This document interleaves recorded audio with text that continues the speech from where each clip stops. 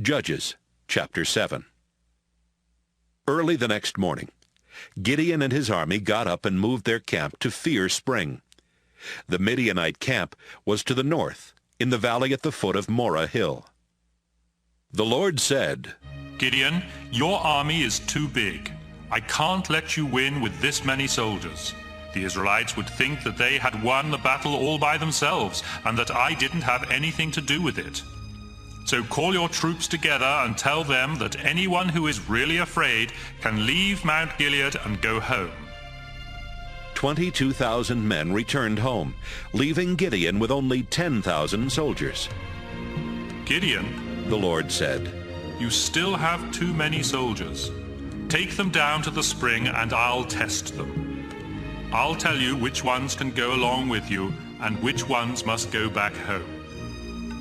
When Gideon led his army down to the spring, the Lord told him, watch how each man gets a drink of water, then divide them into two groups, those who lap the water like a dog and those who kneel down to drink.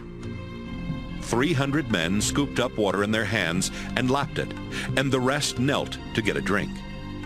The Lord said, Gideon, your army will be made up of everyone who lapped the water from their hands. Send the others home. I'm going to rescue Israel by helping you and your army of 300 defeat the Midianites. Then Gideon gave these orders. You 300 men stay here.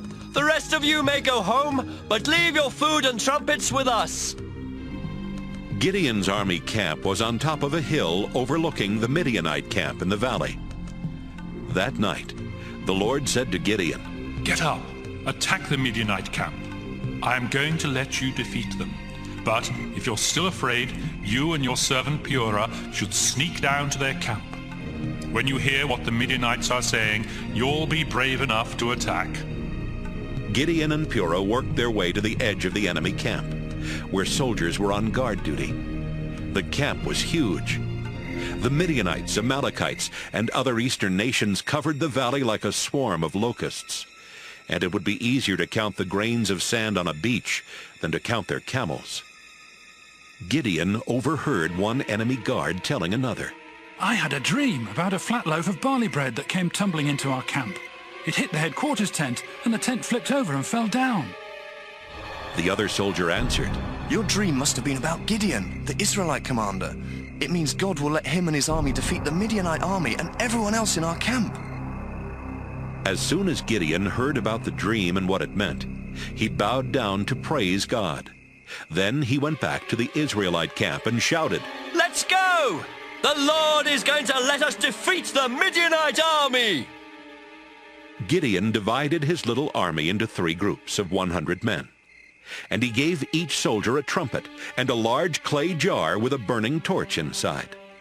Gideon said, when we get to the enemy camp, spread out and surround it. Then wait for me to blow a signal on my trumpet.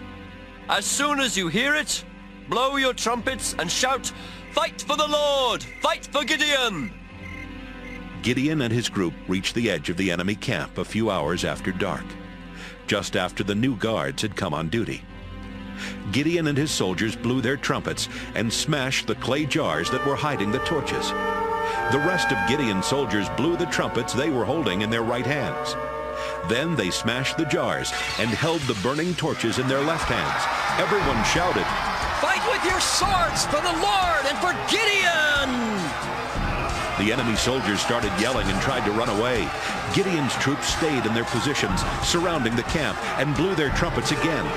As they did, the Lord made the enemy soldiers pull out their swords and start fighting each other.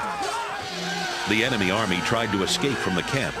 They ran to Acacia Tree Town, toward Zereda, and as far as the edge of the land that belonged to the town of Abel-Meholah near Tabbath.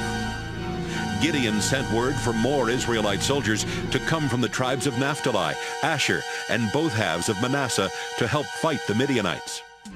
He also sent messengers to tell all the men who lived in the hill country of Ephraim, come and help us fight the Midianites. Put guards at every spring, stream, and well as far as Beth-Barah before the Midianites can get to them, and guard the Jordan River. Troops from Ephraim did exactly what Gideon had asked. and they even helped chase the Midianites on the east side of the Jordan River.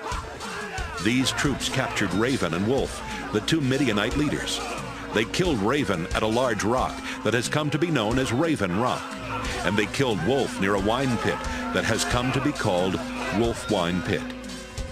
The men of Ephraim brought the heads of the two Midianite leaders to Gideon.